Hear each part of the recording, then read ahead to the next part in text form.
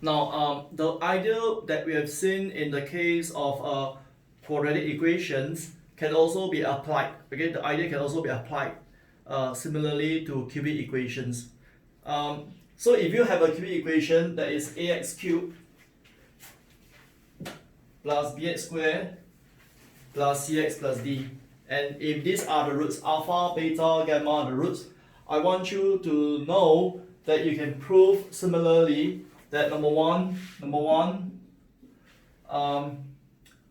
alpha plus beta plus gamma is equals to minus b over a. Number two, alpha beta plus beta gamma plus alpha gamma is equals to c over a. And lastly, alpha beta gamma is equals to minus d over a. Right, so you can prove them, prove this result the way we did for quadratic equation. You could just start off something like this, no? Just start like this, x minus alpha, x minus beta, and x minus gamma, and then expand them. You expand these three factors, okay? You expand these three factors, and then you compare coefficient with this statement with the a divided throughout. Let me say, if you expand and compare the expanded equation of this with this equation, you will be able to prove similarly that these results hold true. So it's not hard, okay? It's not hard to prove, alright? At this juncture, I want to introduce to you a notation. In this kind of topic, right? In this kind of topic, it is commonly done like this. That this symbol or this expression, right? This expression summation alpha is used to denote alpha plus beta plus gamma. It's logic, it's legal, right? In this topic, this is allowed. And likewise, summation of alpha, beta. For cubic equation, this symbol means to represent the sum of these three numbers. And of course, this last one, right? This last one is not very meaningful to write like this, I know. Because there's only one term, you see. It's not very meaningful to write this. So for the case of cubic equation, I want you to know that this symbol means this. This symbol means this. This is not very useful for cubic because there's only one term, alpha, beta, gamma for the product, right? But so these notations are actually legit notations that you can just use, no, so that it become a shorthand for each of these. Instead of writing so many terms, I can just write as summation alpha, something that you're allowed to use also in your working, right? It's encouraged also. Okay. As I told you just now, that these results of minus b over a, c over a, and minus d over a can be proven by expanding this and compared with this. It's not hard, you know. You could actually do it on your own. Okay, so I'm going to erase off this one. Right, I need space, I'm going to erase off this one. And I'm going to erase this as well. So what I presented to you is the results that you have for cubic equation. And you find that it's actually quite similar to what you have in the case of quadratic. On page 3 of your notes, page 3 of chapter 2, okay? Page 3 of chapter 2, it says immediately after this statement, right? And all this result, it says, if now you want to have an equation whose roots are this. Okay, if you want to obtain an equation quickly whose roots are the reciprocal of the earlier ones, like what we did just now, you can really just reverse, you know.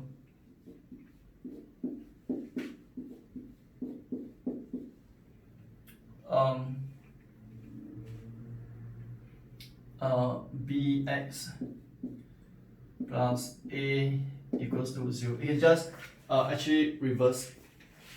That of course, to do the reverse, right, there's a condition, you know. The condition is is that to do this,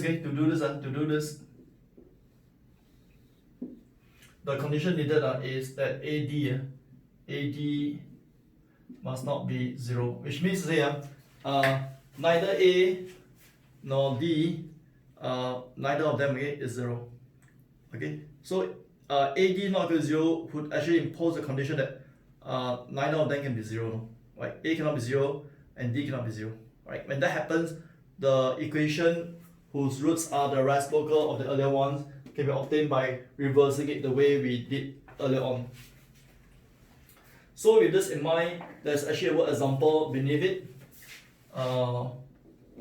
You have this equation x cubed minus x squared plus 4x minus 11. It has roots alpha, beta, and gamma. So part one wants you to find. Okay, let me use that symbol. Okay? Yeah, asked to find this, the summation of the reciprocal. So for this question, there are two ways about it. No? One way is you do this one brute forcefully.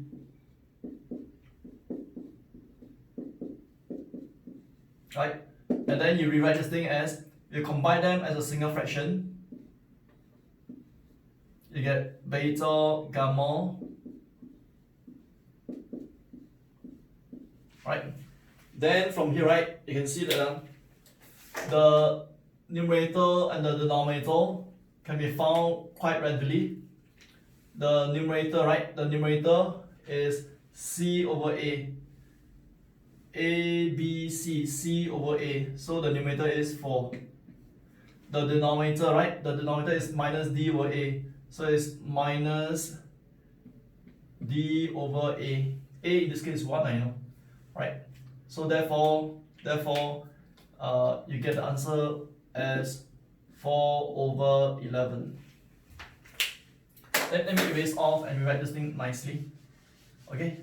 For the numerator, right? For the numerator, it is actually minus. For the numerator, right, it's actually C over A. For the denominator, right, is minus D over A. Right? So upon tidying up, you just get 4 over 11. That's actually part 1.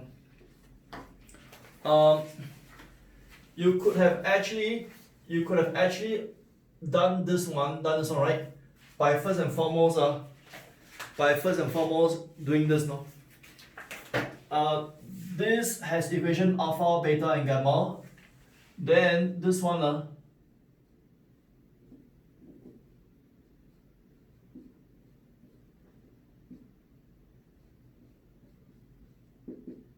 has roots 1 over alpha, 1 over beta, 1 over gamma. Remember, if I reverse order all the coefficients like what I've done here, these are the new roots. And for those new roots, the sum of these 3 new roots is minus b over a. Can you see? Minus b over a will be minus 4 over minus 11, which is also again 4 over 11. So this example part 1, right? You really have 2 ways about it. Okay, then the part 2. Part 2 of the same question, it asks you to find this. Allow me to write alpha square plus beta square plus gamma square. Allow me to write as summation of alpha square. Okay? Okay, to find the alpha square plus beta square plus gamma square, which is summation alpha square, I want you to know that it can be proven that this one is equals to this.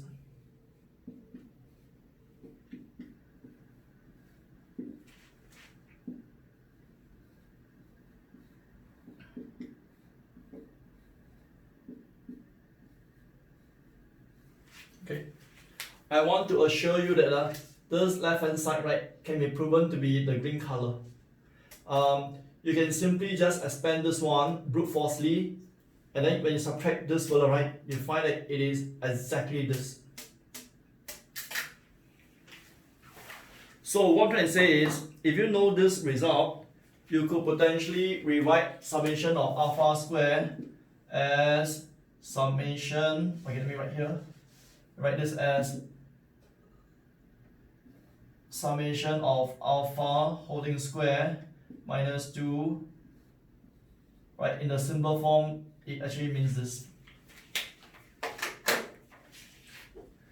So summation of alpha, right, summation of alpha means alpha plus beta plus gamma. It is equals to minus b over a. So it's minus b over a squared. Summation alpha beta is c over a, c over a, and then upon tidying up, you're going to get minus 7, right? This is how I obtain the alpha square plus beta square plus gamma square. Okay. So with this, we are going to embark onto example 2.3. Before I erase off this part because I need space, you want to memorize this, no? Actually, there's a pattern, you know. Can you see that? It starts with minus, then plus, minus, plus. You know, it can go on. Actually, there's a pattern. So I'm going to embark on example 2.3. I'm going to erase off this space here.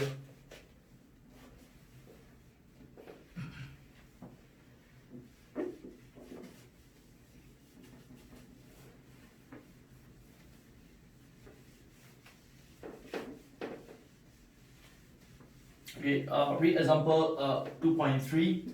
You'll find that in example 2.3 it's the same kind of question, though. Just like earlier on, we were dealing with quadratic, but now when you deal with cubic, you find that although the question look somewhat the same as before, but the level of difficulty is now higher. No? It's not as simple as before. Right. In example 2.3, you have in this case, right, x cubed. Okay, you realize that the square term is missing. So because the square term is missing, I'd like to advise you, to write this thing as plus 0x squared. Because if you don't do this extra step, you find that sometimes you get confused. You forget that your b in this case is actually 0.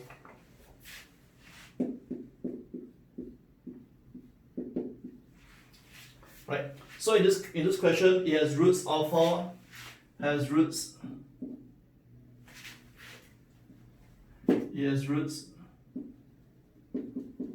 alpha, beta, and gamma. Right.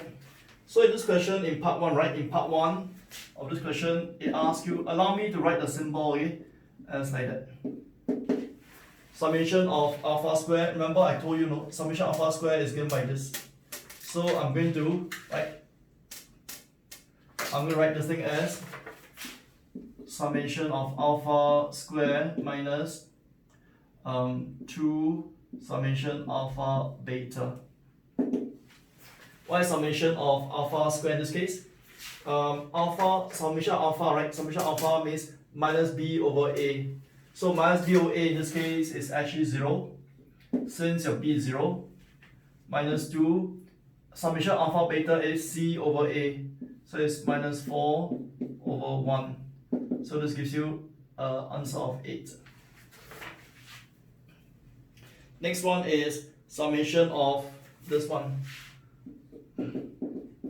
Summation of alpha cube. Right, how would you find the summation of alpha cube for this question? In trying to find the summation of alpha cube, right, when you first encounter a question that's like this, I am almost quite sure you'll be asking me, so what is therefore the identity for summation of alpha cube? I have given you the identity for summation of alpha square. So chances are that you want to ask me what therefore is the identity for summation of alpha cube. Actually, the truth is I don't have it offhand, right? Summation of alpha cube is not so straightforward, you know. However, there's actually a technique that you want to see in this question, and don't blink your eyes, and I would like you to tell me why. Okay, summation of alpha cube for this question. Okay, the summation of alpha cube for this question is equals to 4 summation of alpha plus 3. For this particular question, not the usual. This is not a generic identity for summation alpha cube. It's not. But for this question, this identity is true. Why is this true? No? To see that this is true, you must now go back to the understanding of roots. These are the roots of this equation, right? So if alpha is a root of this equation, then what I can say is alpha cube. I plug it in again. Alpha cube minus 4 alpha minus 1 is equal to 0. Likewise, beta also has the same thing. And likewise, gamma. Can you see? What have I done here is, since these are roots, I can plug them in, form the first, plug them in, second, plug it in, the third. So I get this three red color. If I add them up vertically, adding up this one vertically, right, I get this. This and this and this and this and this and this, right? I bring all to the right hand side and I add them up vertically as well. I'll get this. I add up this thing vertically as well, I get 3. So for this question, it works. Only for this question, okay? For other question, potentially there are similar steps. It will still work similarly, okay? So if that's the case for this question, right? This becomes 4, 0 plus 3, and the answer is just 3. So that is part 2. Now that you have seen how I did 2.3 part 2, you now want to actually think through how do you do part 3 of the same question, part 3. In part 3, what you're asked to is actually the summation of alpha to the power 4.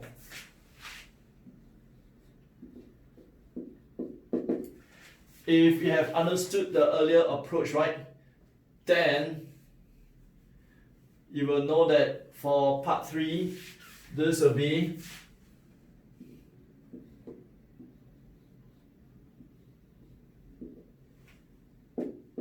okay. Let's see if you can read my mind. I'm telling you that for this 2.3 part 3, to find the summation of alpha to the power 4, I can write the summation of alpha to the power 4 as 4 this plus something. Let's see if you can read my mind. Okay, I'll let you have a few seconds to think through.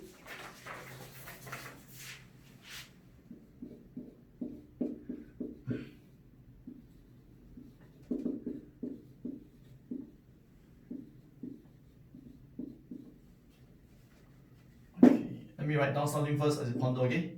Whose roots?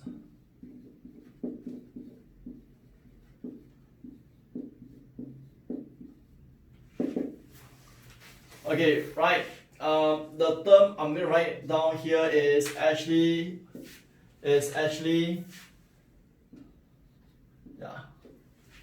Why is that so? No? Why is that so? Because from the original equation, what you can do is, from this original equation, right?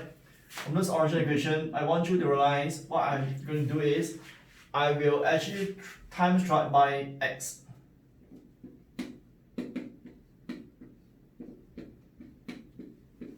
You see, I have times tried by x first, multiply tried by x first, and then bring the second and third term to the right hand side. And then from here, I use the same technique.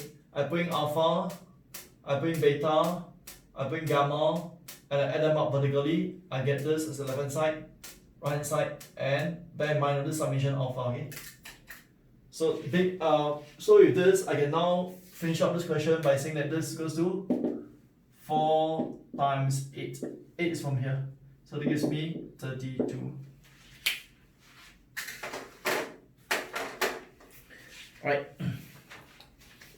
So with this in mind, you can now turn over to the page 4 of your chapter 2 notes.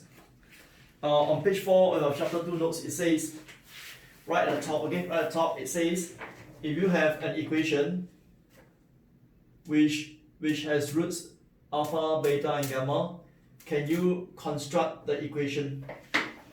Can you actually construct the equation? And to construct the equation, right, it turns out that you know, in the case of quadratic, right, you have seen it before. For cubic, to construct the equation is like this, no? Okay, let me write in simple form.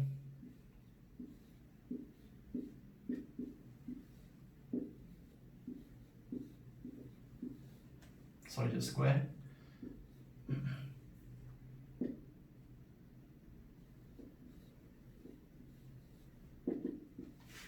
This is how you form a cubic equation. Okay, the notes divide in short form, you know, but you could just use this short form way of writing the alpha plus beta plus gamma, and likewise alpha beta plus beta gamma plus alpha gamma. So these are very useful shorthands you want to actually learn, you know, and you can use it. It's legit, you know, legit. Okay, so with this, I intend to do the word example. In the word example, you are given, it's similar to what we have in the earlier part. Okay, in this word example, what happened is, you are given an equation with roots alpha, beta, and gamma, and then you are asked to actually form a new equation. So in this example, let me just call it example. You are given this equation 2 alpha, x cubed minus 3x squared minus 59x plus 30 equals 0. It has roots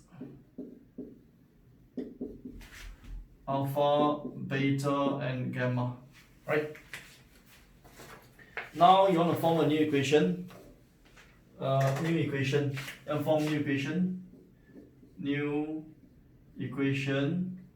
call a new equation ay cubed plus by squared plus cy plus d. It has roots. What are the roots? Alpha plus 1, beta plus 1, gamma plus 1. Okay. So what happened is, the notes actually showed you the way to form the new equation by going through something like this, no? That means to say you find the sum of the new roots. Right. To form a new equation, you can find the sum of the new roots. This is called sum of roots, no? So the sum of those 3 new roots. The next thing is the sum of the pair products, which means this times this plus this times this plus this times this for this fella. Then minus the product of these 3 roots. Okay, so maybe allow me to write it down. It's kind of tedious, but I'm going to write down for you that if you were to try to find the equation whose roots are these 3, what is needed of you is actually to do this now. You are required to actually do this. You are required to write an equation like this.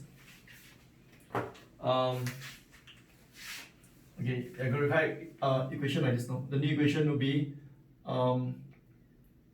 y cubed minus the sum of the new roots, which is alpha plus 1, beta plus 1, gamma plus 1y squared.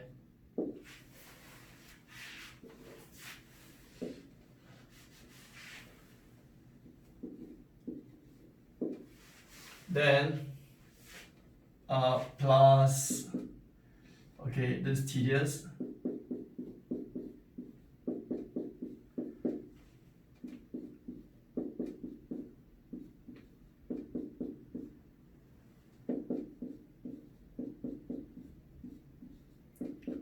Okay, so if you do it by that way, the first method, so to speak, first method, okay, this minus.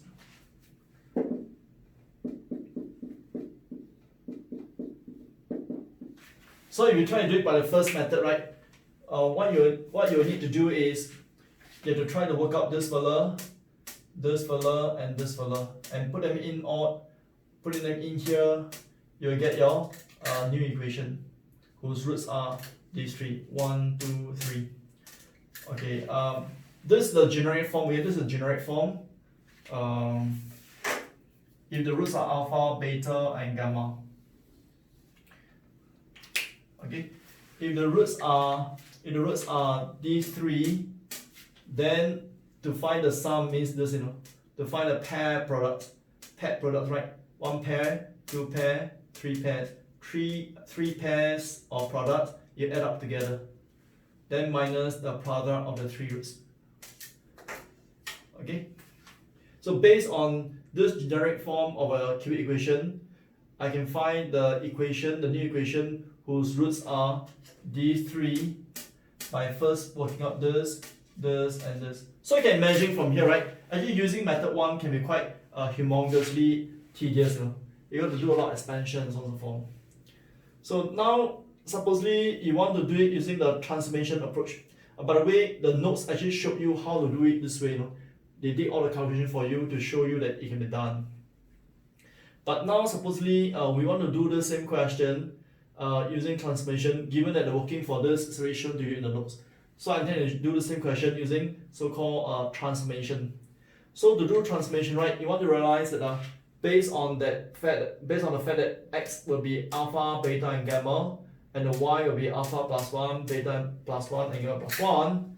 So the relationship will be y is actually equals to x plus 1. This is the relationship between the x of the old equation, and the y of the new equation. That y is equals to x plus 1. So based on this, I'm ready to conduct the transformation. Okay, if y is x plus 1, so x is y minus 1. Can you see? I bring the 1 over. So in place of all the x's, I'm going to put this thing as y minus 1 cubed minus 3y minus 1 squared minus 59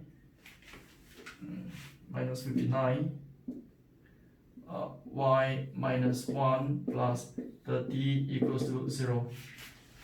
So from here, you just need to expand, Okay, I know that it looks humongously tedious. It's not that bad, it's not that bad. So to expand this, right, you can get 2y cubed. Okay, the next one is minus 3y squared. With a 2 is minus 6y squared. This gives you plus 6y. This is, let me repeat. Minus 6y squared minus 3y squared is minus 9y squared. I'm doing it mentally, okay? I actually was expanding this mentally, okay? I was actually expanding it mentally. Then the next one is plus 3y, 3y, and then plus 6y, and plus 6y, 12y, plus 12y minus 59, 47, plus 89. Right, so I get this equation by expanding. Okay, by expanding it, I get this equation of okay, let me see. I probably made a mistake. Let me see. Oh, I think I did. Let me recheck this one. Okay, let me see this. Okay, let me see if I make any mistake. Okay, I think there's, okay, let me see. Let me plug it in first. Let me try again. I forgot that there's actually a minus 2 and then there's going to be a minus 2 and minus 3. Minus 2 and minus 3 is minus 5. Minus 5, so it's 25. Just 25. Okay, let me see.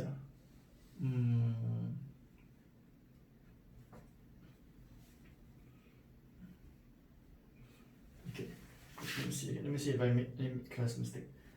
2x cubed minus 3y squared plus 30. Okay, I think it should be right. Okay, now I'm going to do it again. So this give me minus 2. Right, this give me minus 2. And then this give me another minus 3 is minus 5. Minus 5 plus 30 is 25. 25 plus 59, 84. Okay, 84. Okay, 84. Okay. You can try it out and see what answer you get. Okay, I got 84.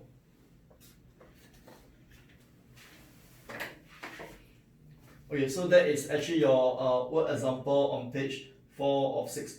Apparently, I hope, I'm not sure if it's printed as 84 in your notes though. I got 84. I'm not sure if the notes printed for you is wrong or my calculation is wrong. It looks good, you know. It looks good. I don't see any mistake. Okay. Right, okay.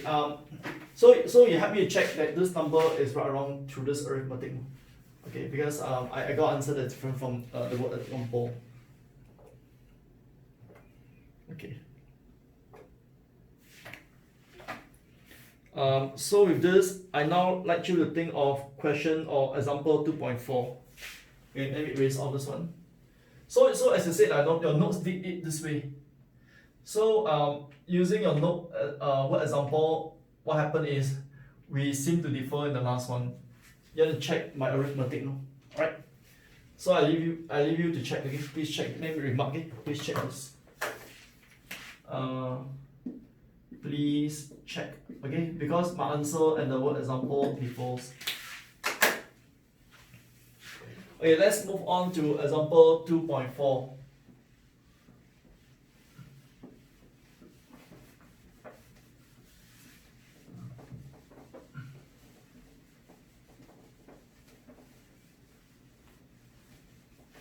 Okay, let's move on to example 2.4.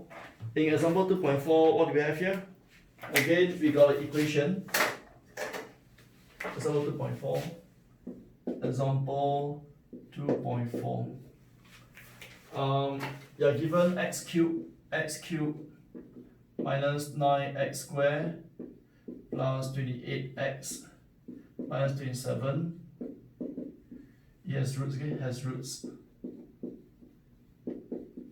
Alpha, beta, and gamma. So this question, right? In this question, you want to obtain a new roots, okay? Again, same thing, no? You want a new equation.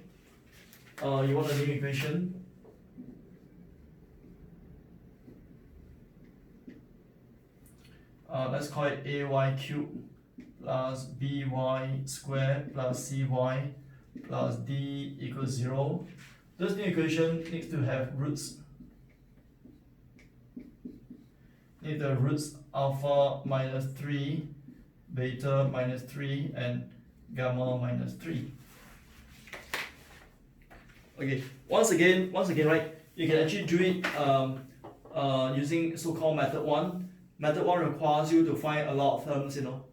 You can find the, okay, supposedly you are doing this by method 1, right? You must actually find the sum of the 3 roots. Then the sum of this times this plus this times this plus this times this. Then later on you'll find the product of this, this, and this. That's how you should do if you're using method 1. But however, we want to use transformation again. You want to see, by comparing these two, you can see that y is actually equals to x minus 3. Right? These are your y's. If y is this, this, this, and x is this, this, this, so y is obviously x minus 3. Can you see? X minus 3. So with this in mind, we are now going to replace all the x's here, right, as, okay, I'm going to replace all the x's here as y plus 3. Y plus 3 squared plus 28 y plus 3 minus 27 equals to 0. Okay, so again we come to the same thing, we got to do the expansion. So again, allow me to do it mentally. This gives you y cubed, this is the easiest, right? So you're going to expand the number, okay? So let me do the number first, okay? 27 minus is gone. This minus 81. 81 minus 81, 74. 81 plus. Okay. Let me just be sure. Okay, you get 3 now. This is 3. This gives you 3 in the end. Right. Then let's do the y square. Okay? Let's do the y square. Y square comes from expanding this first. You're going to get 9y square.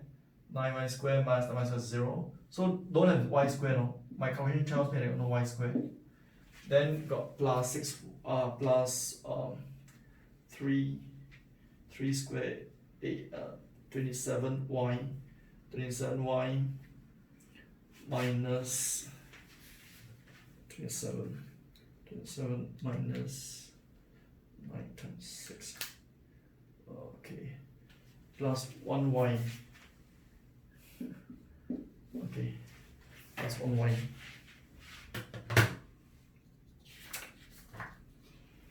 Okay, so then I get these numbers. So therefore this tells me if you compare this line with the given question, the question wants you to compare this line with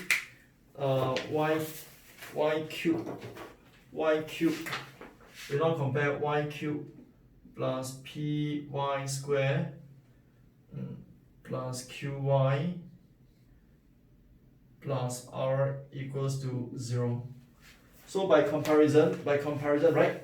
By comparison, your p will be 0, your q will be 1, your r will be 3. Okay, so therefore, by comparison, right? Therefore, p is equals to 0, q is equals to 1, and r equals to 3. So I find that using transformation is very fast, You don't have to actually work out too much, right? Too many calculation, not much calculation. Okay, and that completes our example 2.4.